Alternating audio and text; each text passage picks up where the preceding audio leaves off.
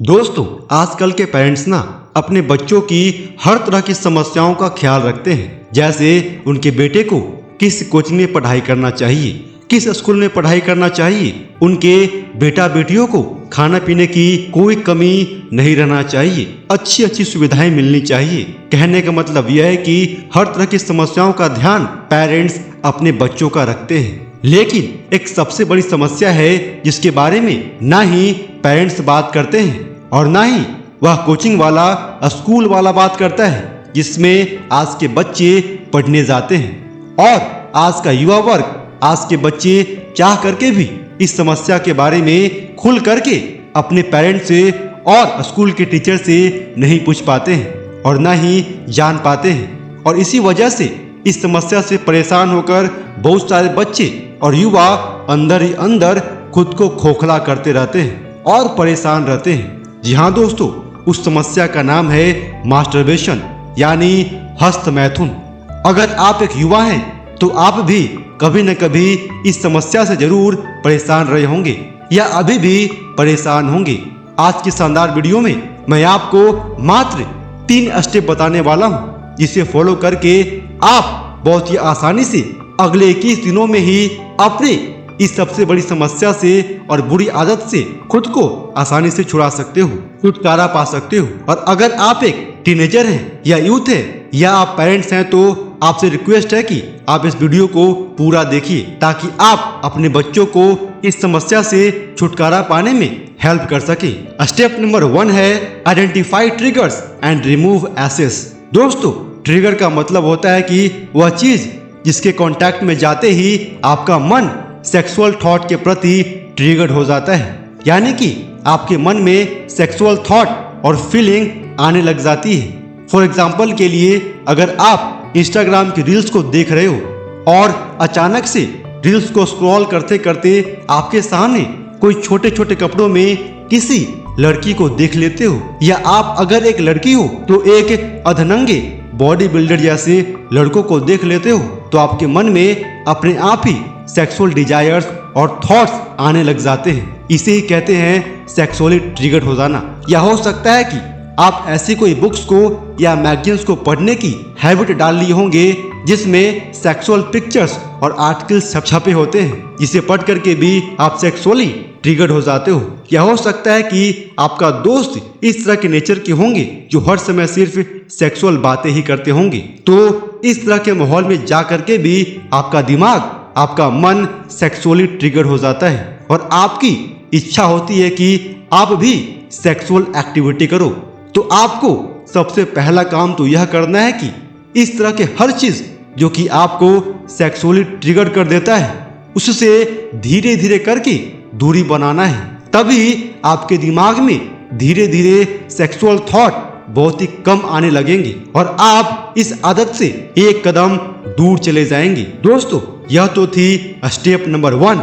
अब बारी है स्टेप नंबर 2 को फॉलो करने की। स्टेप नंबर 2 है फाइंड अल्टरनेटिव्स। दोस्तों, स्टेप नंबर 1 आपको जितना सुनने में आसान लग रहा है ना, वह उतना आसान नहीं होगा आपके लिए, क्योंकि अचानक से वह चीज जो कि आपको क्षणिक खुशी दे रहा था, जिन बातों को कहने और सुनने से आपके माइंड में डोपामाइन नाम का केमिकल रिलीज हो रहा था और जिससे आपको खुशी मिल रहा था, अगर अचानक से बंद हो जाएगा तो हो सकता है कि आपका मन ना लगे और आप डिप्रेस्ड फील करो।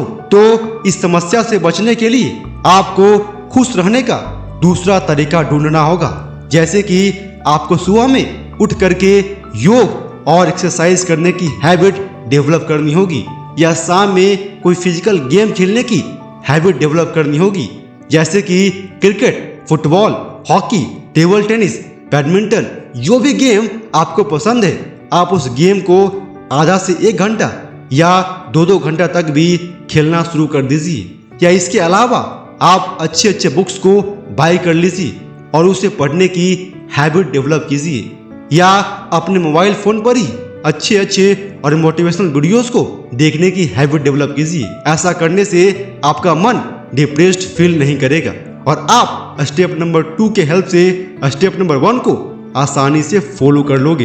अब बारी है स्टेप नंबर 3 की। आशा करता हूं कि आपने अब तक स्टेप नंबर 1 और स्टेप नंबर 2 को अच्छी तरह से सुना होगा, समझा होगा और फॉलो भी करेंगे।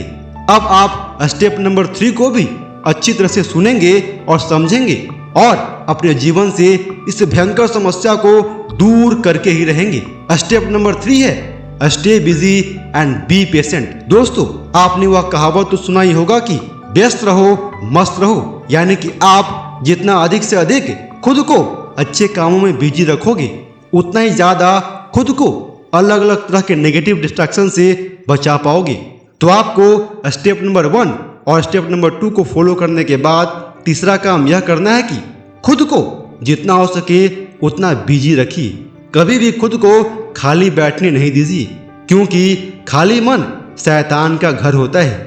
अगर आपका मन खाली रहेगा, आप खाली बैठिएगा, तो हो सकता है कि वह सारे गंदे विचार फिर से आपके ऊपर दुगनी रफ्तार से आक्रमण करे और आपको मजबूर कर दे उस सारी घटिया हरकत करने के लिए, पॉर्न देखने के लिए और मास्टरबेट करने के लिए। तो अगर आप एक स्टूडेंट हैं तो खुद को अधिक से अधिक पढ़ाई करने में बिजी रखिए और साथ में अच्छे अच्छे गानों को भी सुनिए, ताकि आपके मन में अच्छे अच्छे विचार आए। और साथ में आपको इस बात को भी ध्यान रखना है कि आपको धैर्य रखना है, यानी धैर्यवान बनकर रहना है। मेरे दोस्त, इस दुनिया में ना कोई भी इंसान नहीं है जो कि 1 या 2 बार में अपनी बुरी आदत को छोड़ सकता है। तो हो सकता है कि आपसे 1 या 2 बार पहले वाली गलतियां हो जाए, आप मास्टरबेट कर दो, पॉर्न देख लो या गलत विचार कर लो, लेकिन आपको सिर्फ एक बात का ध्यान रखना है कि पहले के मुकाबले आपकी बुरी आदतें कम हो रही या नहीं हो रही है। अगर आप पहले के मुकाबले कम मास्टरबेशन करते हो, पहले के मुकाबले आपके मन में कम गंदे ख्याल आते हैं, तो कहीं ना कहीं आप सही रास्ते पे आगे बढ़ रहे हो।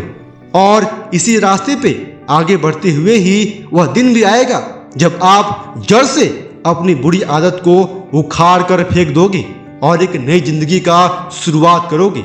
इसीलिए पूरी तरह धैर्यपूर्वक इन तीनों स्टेप को 21 दिनों तक लगातार फॉलो कीजिए। विश्वास मानिए, आपकी यह बुरी आदत जड़ से खत्म हो जाएगी और आप अपने जीवन में जरूर सफल बनोगे। जय हिंद, वंदे मातरम।